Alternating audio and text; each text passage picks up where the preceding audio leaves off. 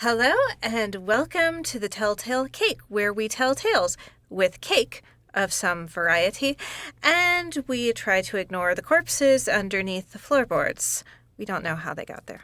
We're not going to talk about them. We definitely don't hear their heartbeats. With me today, once again, Librarian Paul, still from the Mirror Universe, still evil. Yeah, keeping it evil. How do you keep it evil? How do you prevent evil burnout? Like, you have to wake up every day and go, got to do more evil. How do you get past that? It's just, you do in the world what's needed, to make the world a better place. And sometimes that's to be a goody two-shoes. Sometimes that's to be a conformist. And sometimes you have to kind of take a different path. So, I do what I have to do to make the world a better place. I love the idealism. Thank you. So today, we are talking about Once Upon a Unicorn by Lou Anders, and I believe you actually know Lou Anders. I do. I've met him several times, and he's been to my school twice. Fun. Now, you were just telling me how smart he was with marketing, because I keep calling this book The Last Unicorn, even though it is not. Yeah, I think that might be intentional. I was mentioning to you that, so this book, I believe, was published in 2020.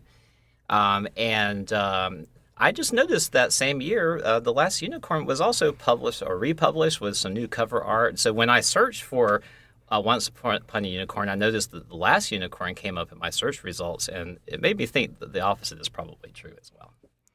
I keep mixing it up, so I might mix it up if I just saw it on a shelf. Yeah. So, clever. Now, you have read The Last Unicorn. I have not. It's been a long time, though. Okay. Because I haven't read it. I'm only vaguely familiar with it. I'd be curious to know what kind of parallels that there are. I don't know. I'll have to reread it and think about that. Mm-hmm. Now, with this book, we like to judge books by their cover because how else would we judge a book? They're not like humans. You can't just judge what's inside them. You have to judge the cover. This isn't my favorite cover art. I'm not super into this style. What do you think of it? I think kids love that. Okay. I think it's a kid style. Okay. And I'm curious. I don't even know who published this. Or off the top of my head, who published this? Someone. Okay, Crown, New York. Okay, so Crown, the publisher. I'm sure the publisher tends to be all in control of that because the marketing the book is that's their business, and so they're going to put whatever on the cover markets it regardless of what the author wants. And I certainly have never spoken to Lou about this book, so I don't know what his ideas or opinions are. I think that this is magic for children. It's these bright, attractive colors. It's like these not too scary but not too scary creatures. And that's kind of what the book has, too. So I think it's actually a fair kind of, for a child, kind of a fair... representation, maybe? Representation, thank you. A fair representation of what's actually in the book. That I'll agree with, and I think I just realized that I'm old. This is not cover art for me. Me too, yeah, absolutely. This is not cover art that I particularly like, but... if kids like it, then it's doing its job. I think that Curious the Unicorn there is kind of it's interesting to me. That's not a very male depiction of him. I'm just noticing this. You see the unicorn. He looks little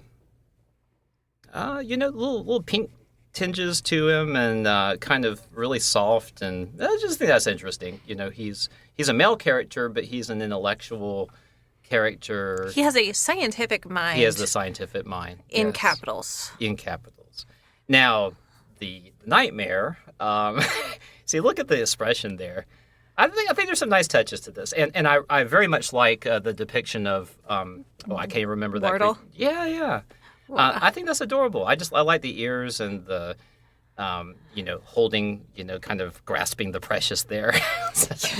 So that I think there's some things about the design that I like, but the style for sure. This is definitely, I think, styled for. Oh, that's the bad guy. But it's her ears. But that's also eyes. Oh, that's really clever. It does have something that, as a horse girl, I cannot abide in the depiction of horses or horse-like creatures, which is eyebrows. Eyebrows. This is something that often gets added to horses in Because it's art. a girl, so it has to have eyebrows. Well, even Curious kind of has eyebrows, okay. and it's because it allows for more human-like expressions. Okay. But horses don't have eyebrows like that. There is that. But do horses do this as well? Well, no. Horses are also not usually on fire. Okay. Just check. At least, not ideally. Yes. So, cover art, great for children. Has some interesting elements. Well, maybe unicorns did have eyebrows. They're not horses, right? That's true. And to be fair, nightmares are also not horses. Right. And nightmare is a pun that I have encountered before in Piers Anthony's Xanth series. Sure. But that's not really child appropriate, even though I read it as a child. We all read inappropriate things as children because that's all there was to read back then.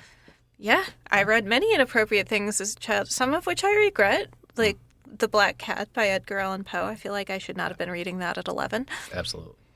But some of it wasn't that bad. Yes.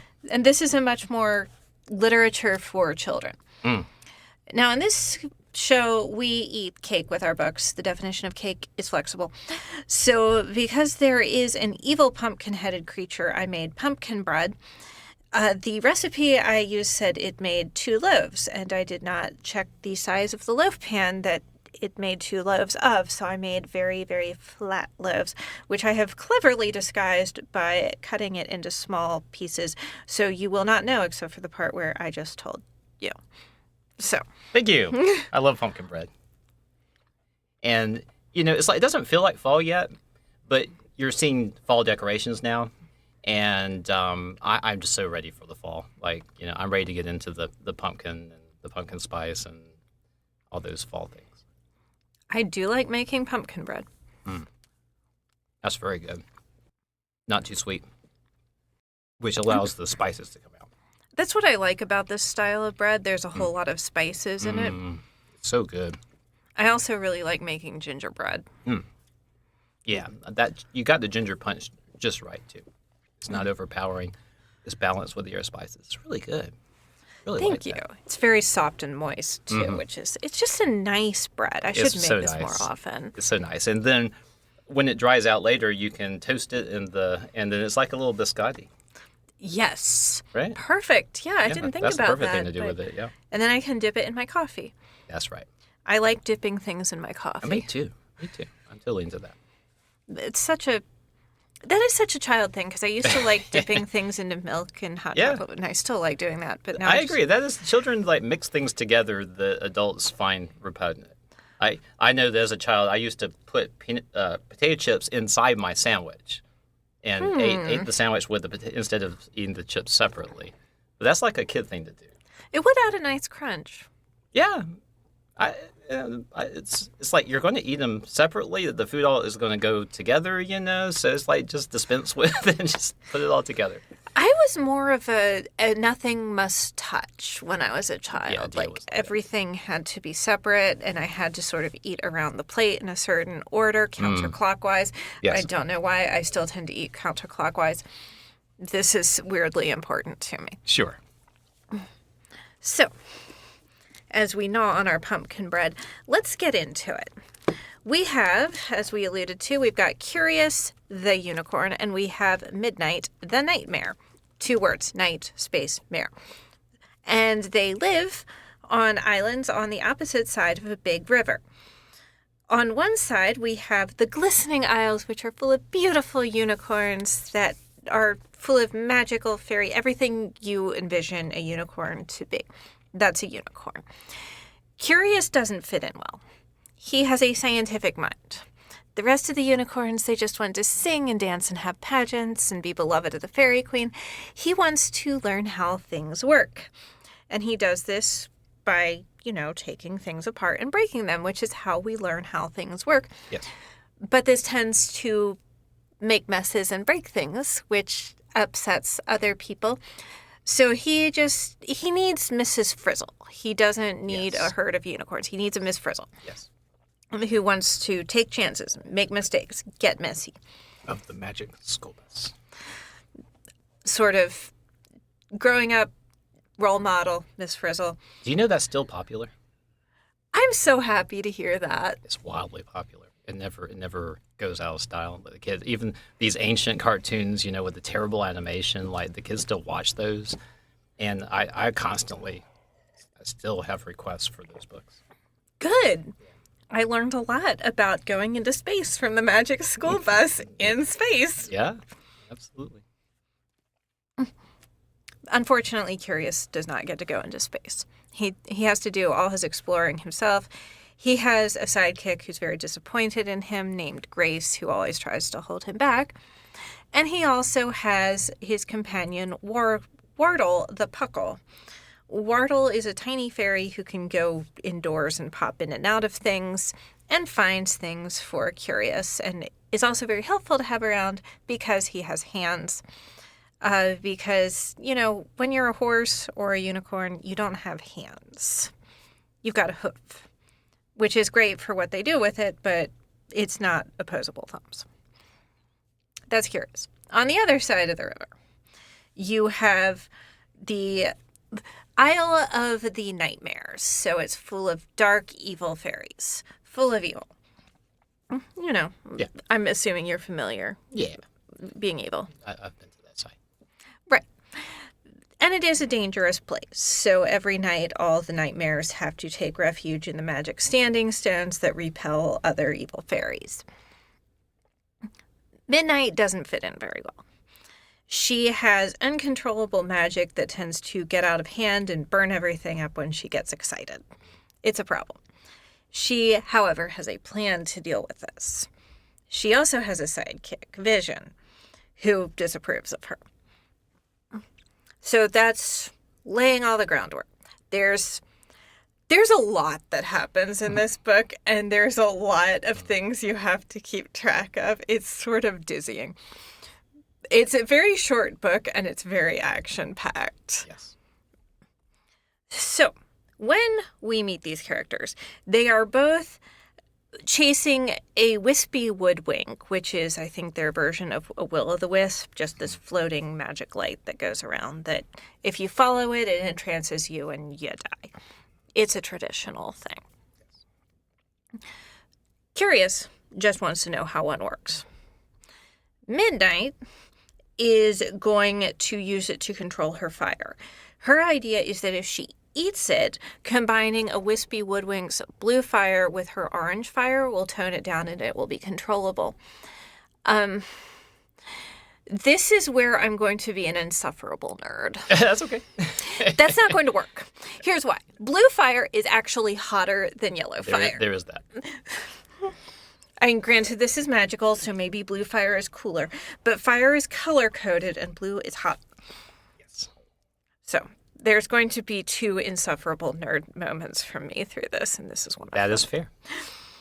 On the unicorn side of the river, there's a wispy woodwink, and Curious is following it and accidentally gets, really entranced by it, and he wanders into the river and starts to drown. Oops. Midnight and her friend Vision see this from the other side of the river because they were looking at the wispy woodwink. And then this interesting exchange happens where Midnight decides to save the unicorn from drowning. Yes. And Vision says, well, you hate unicorns. Right. And Midnight says, yeah, of course I hate unicorns. And then she thinks about it. It's like, does she? She never really thinks about it. She just kind of hates them. But she's never really talked to one or interacted with one. But she decides she's going to save the unicorn to prove that nightmares aren't evil. Because unicorns believe all nightmares are evil and awful, so she's going to prove they're wrong by saving one. Which, fair enough. So she goes and rescues Curious from the Kelpie. And then they start fighting over who gets to keep the wispy woodwink. Of course. Meanwhile, Grace, Curious's disappointed sidekick, has sort of vanished mysteriously, and we're not sure why. This will become important later. Vision also sort of vanishes, but she's just not really a character, so she's not really going to come back. She's somewhere. Right. It doesn't matter. Yes. She was just somebody, I think something, just a device in the story so that we can understand what Midnight is thinking, right? I think so. And that was also what Grace was there for. But then... Well, Grace, they put her to work a little more in the story. That's true. Yeah. And now Midnight and Curious can directly be foils for each other. So they don't need sidekicks. Yeah. And the first thing they're going to do is get in a foot race over who gets to the wispy woodwing first. Mm-hmm.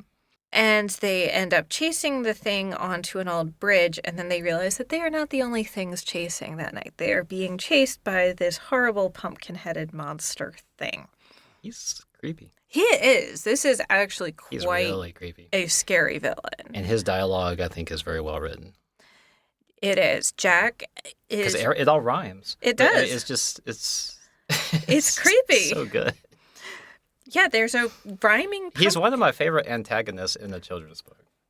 I can agree with that. He's pretty great. In a children's book, I think he's about as creepy as you find.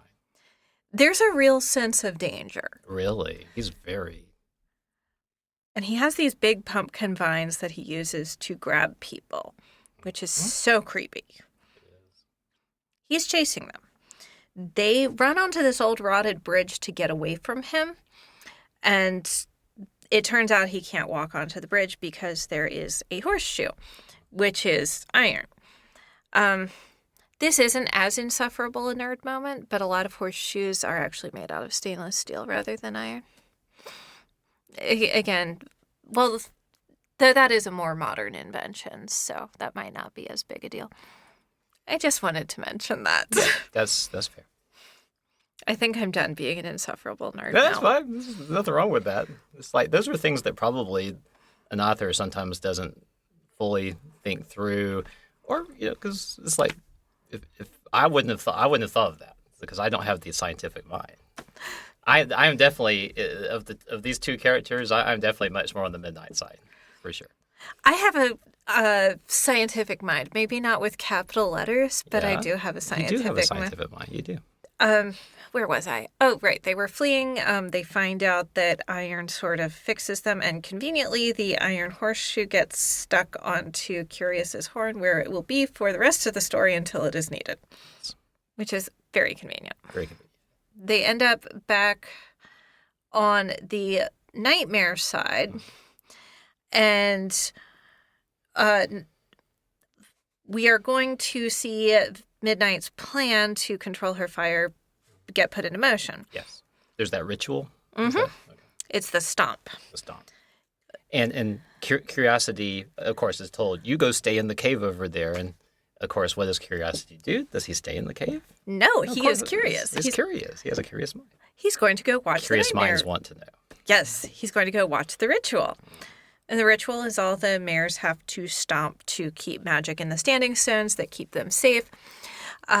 Midnight's fire is usually too dangerous for her to stomp, but she gets the wispy woodwing stuck in her ear, where it's going to tone down her fire, so she joins the stomp. Unfortunately, the magic at the standing stones that repels fairies as it gets stronger, it repels the wispy woodwing straight out of her ear. I assume with a kind of zing noise. And then her fire flares up uncontrollably and breaks all the standing stones. As I think happened previously. It's like they were all like, you're back. That didn't work out so great last time. And she's like, well, I have more self-control now. And she doesn't add that because it's in my ear. Now, this is where having a scientific mind might have helped her out a little bit because part of the scientific process is testing things. And you want to kind of test things out on a small scale before you get to a full scale. Before you're actually in the middle of this ritual that like your people depend upon for their survival. Yeah, that's probably more the thing to do. Yeah, Victor Frankenstein had tried bringing a mouse back to life instead of a full-sized human first. I feel like things would have gone much better. Yes. Because it's much easier to deal with a mouse than a human. But like Victor Frankenstein, she's not going to do any testing. She's going to go straight for the full thing, not test it. Doesn't work out so well. Well, testing can be insufferable boring to depict in a fast-paced children's book. It's kind of insufferably boring in real life, Yeah, too. exactly. No one likes to test things or document things. Yeah. You always skip past these, particularly in a fast-paced children's book. Yes. So the standing stones are broken, which means that Jack can show up rhyming and riding on a brand new nightmare that no one's ever seen before. Where did that come from? I wonder. The head of the herd tells Midnight to run. Turns out they've got kind of a mother-daughter relationship. So Midnight and Curious go tearing across for the other island again. And they get onto the raft of Mad Tom. Poor Mad Tom, which I think might be a reference to the song Mad Tom of Bedlam. Oh, I'm not familiar. To see Mad Tom of Bedlam, 10,000 miles I traveled. Something like that. Yeah. What's the origin of that? I don't know. Where'd you hear it? I feel like I heard it first from a band at the Renaissance Fair one year. Okay. But you had the impression that, well... Yeah, it's like, I think it's an old ballad. A lot of times those are based on. I'll look it up now. Look up Mad Tom. And I'll link what I find below about where it came from. And obviously it's not going to predate, like, Bethlehem Insane Asylum, like Bedlam. But I don't know when that happened. Well, the thing I can tell you for sure is that the author here, Lou Anders, he does have a scientific mind. He has thoroughly thought out what needs to go into a children's book to make it work for children, but also be something that adults would enjoy reading. He's appeared at panels at conventions. He was at Dragon Con maybe like 2 or 3 years ago in the writers' panel on a panel discussion of writing for middle grade. The kids who are at the upper part of elementary or the lower part of high school, in that range, like grades 4 through 6. And he's very scientific. He has, he has very clearly defined ideas about what works. And so I feel like there are probably so many connections in this book that it's just stuff because I'm not familiar with it that I don't get it, but someone else makes a connection. Like I'm not surprised. He's very he does his homework. He does his research and puts a lot of work into writing stuff like this. Okay, and I know, because I just know a lot about fairy tales and folklore, that there's a lot of things he references that are odd as this phrase is real myth or real fairy tale. Like, I think there's just a throwaway reference to the Nuclave. I'm probably not pronouncing that right, which is one of the weirder Scottish monster things. Uh-huh. So and Kelpies are like a real folk tale. Right. So there is stuff in it that's kind of referencing real folklore. Yes. So it wouldn't surprise me if this is a reference to Mad Tom, or even if that song Mad Tom is a reference to something older. Well, what did you think about this character? I thought he was kind of sad and hinted at a lot of creepy things happening. Yeah. So it turns out he used to live with Titania, Queen of the Fairies, who obviously Curious thinks is a wonderful queen. And there's a sort of throwaway line where Titania mentions that she could have a lot of fun with him and she might remember to put him back together again. Right. And he sort of shakes. So I don't know what she's been doing to him, but it sort of sounded like something vivisector. Very ominous. Very ominous. But he's just a character that lives in a raft that's held together with iron nails as protection and tries to avoid the fairy queen. Yeah. He seems like quite a nice person, but I have to wonder, like, does he have friends? How does he have anything? Does he just sort of live between the river and hide? Right. He's in this magical realm of unicorns and nightmares. And what is he? Who are his people? Where exactly did he come from? Where does he hang out? What does he eat? It's all left a mystery. Yeah, it's like this bizarre Huck Finn character. Yeah. What's he doing? How does he do it? But he does rescue them for a while. But he's not humorous. He's not. He's sad. He is. He's very sad. He's sad. He's been manipulated and kind of enslaved, right? Yeah. He's a pretty tragic character, and I wish we knew more of him. But he's very nice to the horses. He lets them hang out on his Yeah, raft. he's not a bad guy at all. He wants Yeah. to be helpful, but he does fear the consequences because bad stuff has happened to him, and you can see you sense that he fears something bad is going to come of all And he's not wrong. Yep. While they are fleeing on Tom's raft from Jack, they run into the giant swan boat that belongs to Queen Titania. Oh yeah, just descends from the heavens like ah. And she and all her court have, for some reason, decided to be very small children, 5 and 6-year-olds, Yeah. which really plays into how creepy small children can be. Maybe I've just watched too many movies where small children showing up is super creepy coding. Yeah. Like The Shining is specifically what I'm thinking of.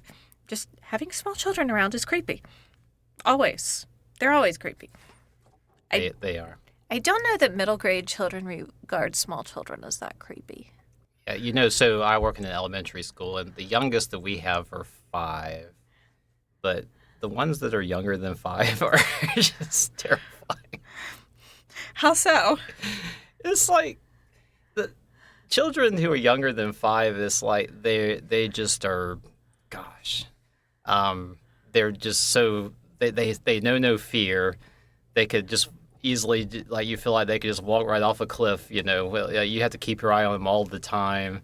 There are exceptions, but to me, it's like children under kindergarten age are absolutely terrifying. Kindergarten's a bit terrifying, but I've acclimated to that over the years.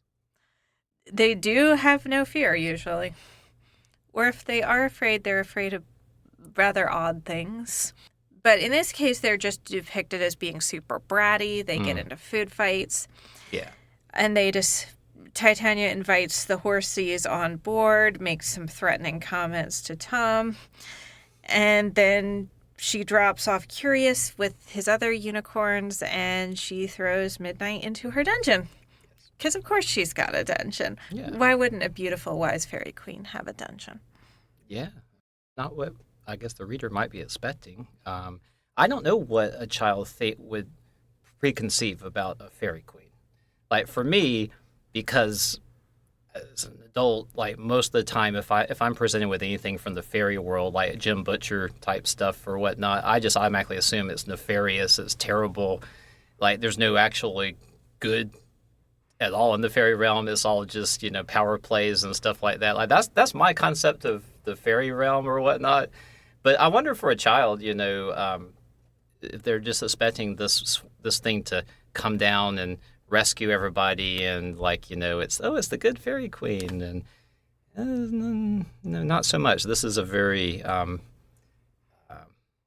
very dark depiction here. Yeah, like you said, she has a freaking dungeon. Yeah, I feel like we occasionally need to just pull a child in here and be like, do you think this is creepy? Yeah. In the most creepy way possible, Right. obviously. Yeah. She's got a dungeon. Curious is back on his island. Grace seems to have disappeared. Mysteriously. Nobody is looking for her. Nobody is curious about what might have happened to her.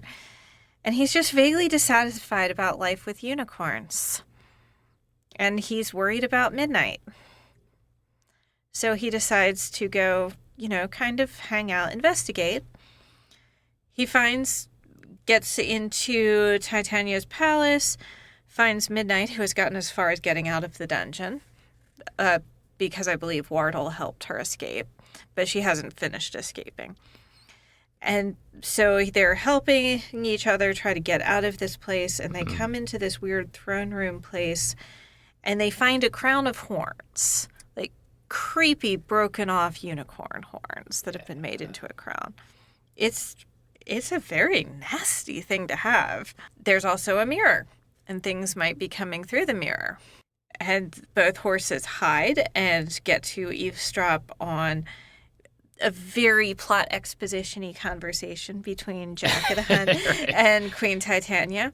It turns out they've been working together. Jack has been harvesting unicorn horns for Titania, and she can use their power to go defeat all the nightmares because she doesn't like them. She wants to make everything into the sort of pretty vapid place that's the Unicorn Isles. So she exits, and Midnight manages to escape as well. But Curious gets trapped in this room with just the mirror, and there's a mirror Curious that he has to outwit, which he does because he has a scientific mind. So he manages to figure out the relationship between his own world and the mirror world, which I assume you're very familiar with, being evil. And at this point, we have to take a breath and go, wow, that's a lot to happen. It is. It really is. I don't know if you've ever read Candide by Voltaire, but it's the same sort of... There's so much that happens in the novel. In like the span of a few pages, people get killed and kidnapped and captured by pirates. And sure. It's the same thing here. A lot going on. I can see children liking that because there's no downtime in this. No. So we are all heading for a major showdown out at the place of the nightmares, the Nightmare Island. So we get there. Titania, Midnight did not escape. Titania's riding her. In fact, Titania used a unicorn horn to heal her and turn her into a unicorn, which she hates. And this is how we actually learned something really interesting, which is that unicorns and nightmares are the same thing. But if you break a unicorn horn off, the unicorn turns into a nightmare. And this is what happened to Grace. And that's the last horn that Jack showed up. And that was the new nightmare he was riding. Yeah. However, through the power of their friendship and Midnight's uncontrollable fire, they managed to defeat Titania and take her crown of horns and use them to restore the Standing Stones. And then suddenly, unicorns and nightmares can have choices. They can decide what they want to be. And they can go back and forth between each other's island. And now they can start really exploring the power of friendship. And they've defeated all the forces of evil. Yay. By the time we've gotten here, the final denouement battle is almost an anticlimax because at least I had no breathing space in here. Sure. But that was a fun story. I agree. It's a fun story. You said this is one of your favorite children's books. I like it very much. And I'm certainly not an expert on children's literature, despite having been in my profession for more than 15 years. Because it's so hard to find time to read things. But for sure, in terms of like anything that's been published recently, I've read a bunch of other, I'd say at least 9, 10, 12 other fantasy books that have been published over the past 2 or 3 years. So this is probably overall my favorite, is the one that grabbed me the most and that I just kind of got into and just enjoyed reading. It's a very enjoyable read. Because while there isn't a chance to take a breath, there's also not a chance to take a breath. It's just constant action, constant stuff going on. You just hold on for the ride. Much like riding a horse that's running away with you. Yeah. Just kind of hold on. So the time has come to rate this on our unitless sugar scale. Yeah. The S is for sweetness. I wouldn't say there's a lot, but you can see a friendship developing between Curious and Midnight. And you can see how they work on their relationships and the relationships between themselves and the other unicorns and the other nightmares. And they're working to fix those. Sure. This is sort of in the background of all the action that's happening, but it is there. Yes. So it's not very sweet. I agree. It's more like playing an RPG than it is about feelings or anything. Yeah. But it's still good. There's some nice moments. There are some. The U stands for uniqueness. This has a lot of elements of fairy tales. Absolutely. But it's also a very modern twist. There's a very modern kind of sensibility to it. It's very unlike most of the other books in my collection, I can tell you for sure. Maybe not unlike, I'm sure there is fantasy that, especially fantasy featuring fairies and whatnot. To me, like in modern times, this is how the fairy stuff is depicted. It's kind of insidious. It's kind of dark, and there's this battle between the quote unquote good and the quote unquote evil. And usually there are reasons why the evil isn't completely evil and the good isn't completely good, and it's all grayed out. So to me, that's not unique, but I haven't really seen it depicted that way in children's literature before this book. And for me, this is a very unique children's book because of that. I feel like it's presenting a lot of moral nuance. Yeah, I agree. Which is not something I'm used to seeing in children's literature. Sure. I mean, there's a certain morality of like, look, this poor horse is drowning, and if I could save the horse, well, sure, there's this other reason I might do it to prove that I'm better than him, but there's also I think there is still a basic the quote unquote evil fairies or whatnot, and no one seems like murderous. It's more like everything is just kind of has a dark twist to it. More creepy than evil. Like really evil. To me, there's not a lot of evil in this book except maybe Jack. Like Jack is he is so.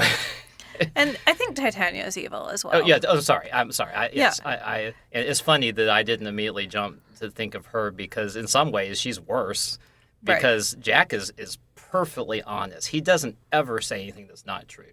Every word that he says is true.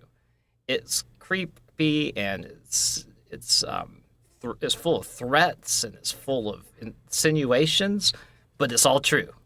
And he won't say anything that's not true. Titania would lie all day and all night, and she would pretend to do this, pretend to do that. So in some ways, she's the most evil character. But Jack was just my favorite bad guy. He's such a great villain. Yeah, he's so good. Super into him. Gender. Yeah. One of the reasons this felt really modern to me was there's a very even gender balance, and I feel like that is a very deliberate choice. I'm sure it was.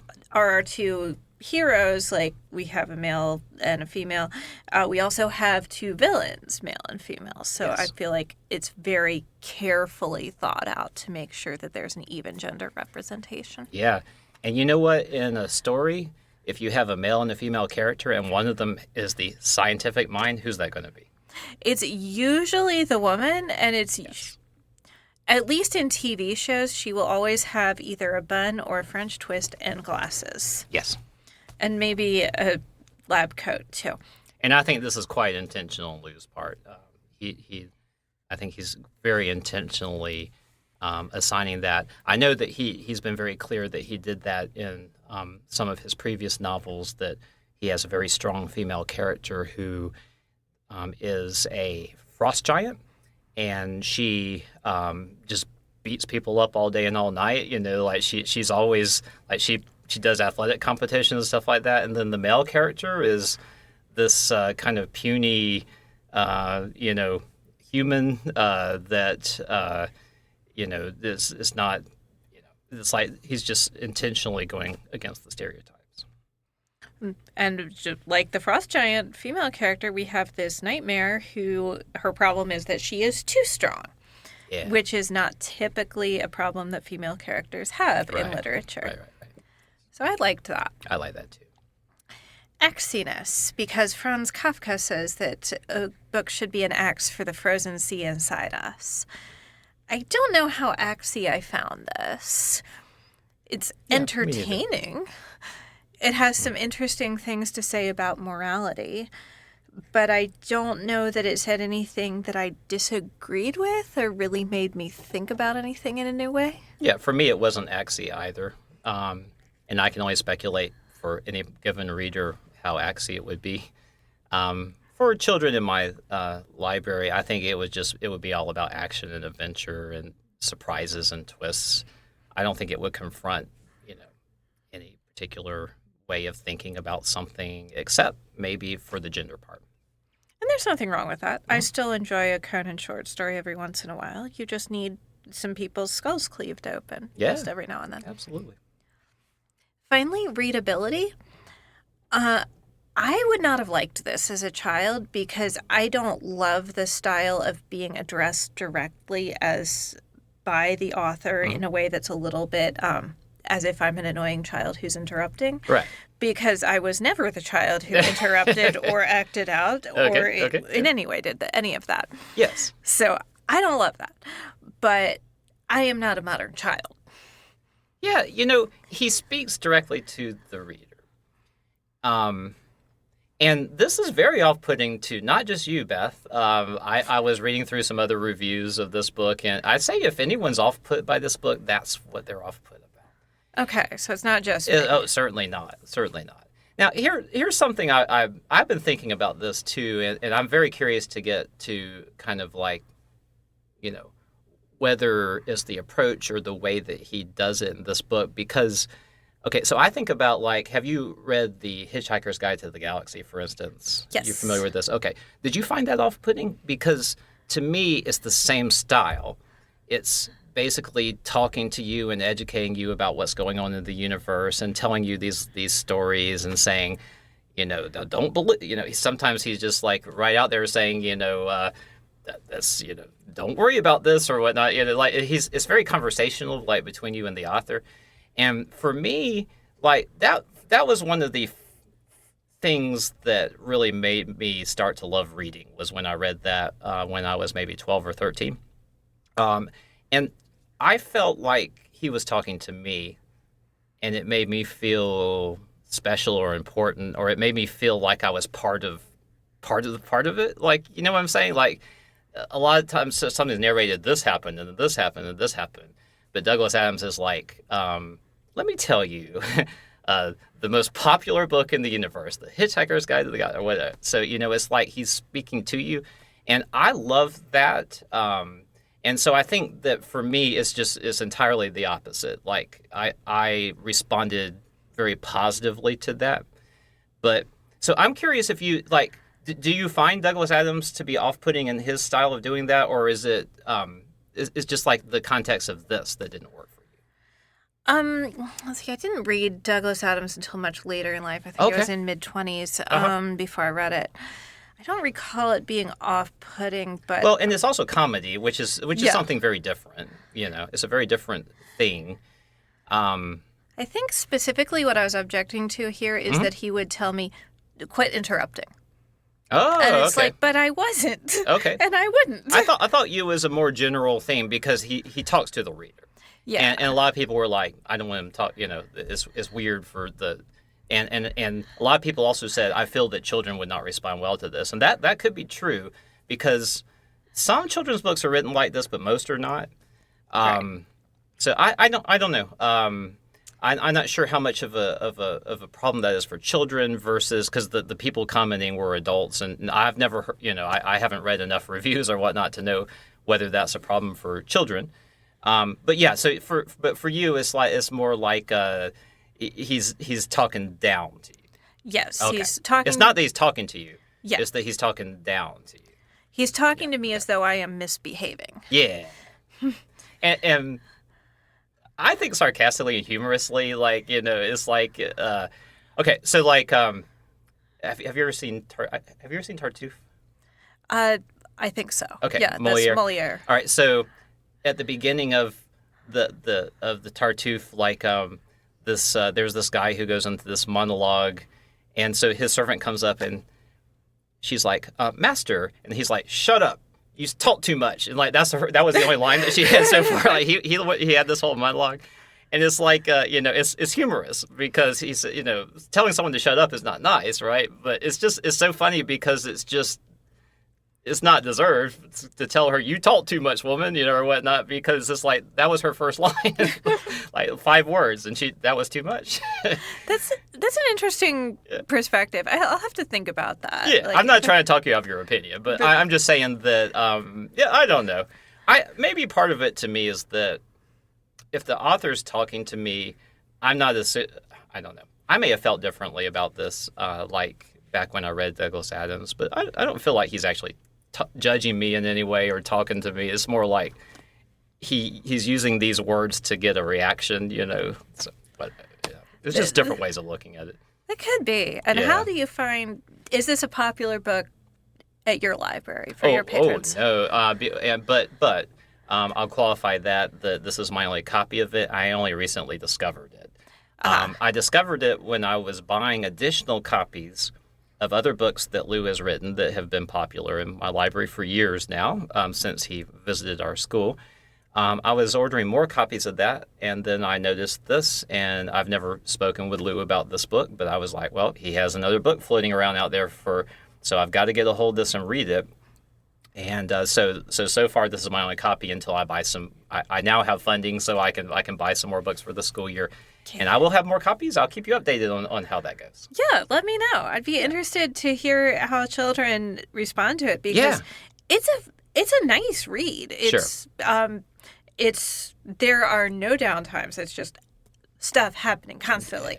And it's not just action and escapes and chases and fire. It's like sometimes they have to solve problems with their brains. And the whole mirror thing and stuff is like, to me, that was it was unexpected and interesting. And it's like, wow, it's like we're going to see him using that scientific mind. I just love how because honestly, up to that point, I'm wondering if scientific mind is a little bit like he's overstating his scientific mind. You know what I'm saying? But then he shows his stuff. Yes. I liked and it's the right time for him to show his stuff. He got a chance to show us how he can think his way out of a problem in a way that is really cool.